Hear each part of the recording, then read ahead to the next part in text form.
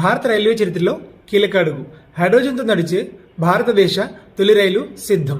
భారతదేశంలో మొదటి హైడ్రోజన్ ఆధారిత రైలు పరీక్షా ప్రయాణానికి సిద్ధమైంది. అయితే భారత్ గ్రీన్ మొబిలిటీ దిశగా మరో చారిత్రాత్మక ముందడుగు వేయనుంది. ఈ రైలు హర్యానాలోని జింద్ సోనిపట్ మధ్య 90 కిలోమీటర్ల మార్గంలో జనవరి 26, 2026న ట్రయల్ రన్ ప్రారంభం కావచ్చని అధికారులు తెలిపారు.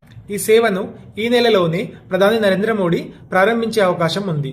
ఈ ప్రాజెక్టును ఇండియన్ రైల్వే, ఆర్డీఎస్ఓ, స్పెయిన్కు చెందిన గ్రీన్ హిట్ సంస్థ సంయుక్తంగా పూర్తి చేశాయి. ఈ రైలులో 8 ప్రయాణికుల కోచ్లు మరియు 2 డ్రైవర్ పవర్ కార్లు ఉంటాయి. హైడ్రోజన్ ఆక్సిజన్ కలయికతో విద్యుత్ ఉత్పత్తి చేసే ఎలక్ట్రోకెమికల్ టెక్నాలజీ ఉపయోగించారు. ఈ రైలు గరిష్టంగా 150 కిలోమీటర్ల వేగంతో ప్రయాణం చేస్తుంది.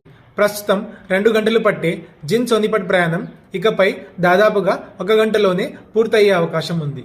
ఈ రైలులో సుమారు 2500 మంది ప్రయాణించవచ్చు.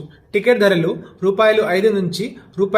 25 మధ్య ఉండొచ్చని అంచనా. జింద్లో భారతదేశంలోనే అతిపెద్ద హైడ్రోజన్ తయారీ కేంద్రం ఏర్పాటు చేశారు. ఈ రైలు నడిచేటప్పుడు నీరు, ఆవిరి మాత్రమే విడుదలవుతాయి. వాయు కాలుష్యం ఉండదు. చివరగా ఈ ట్రయల్స్ విజయవంతమైతే ఈ సేవలను ఇతర మార్గాలకు విస్తరించనున్నట్లు తెలిపారు.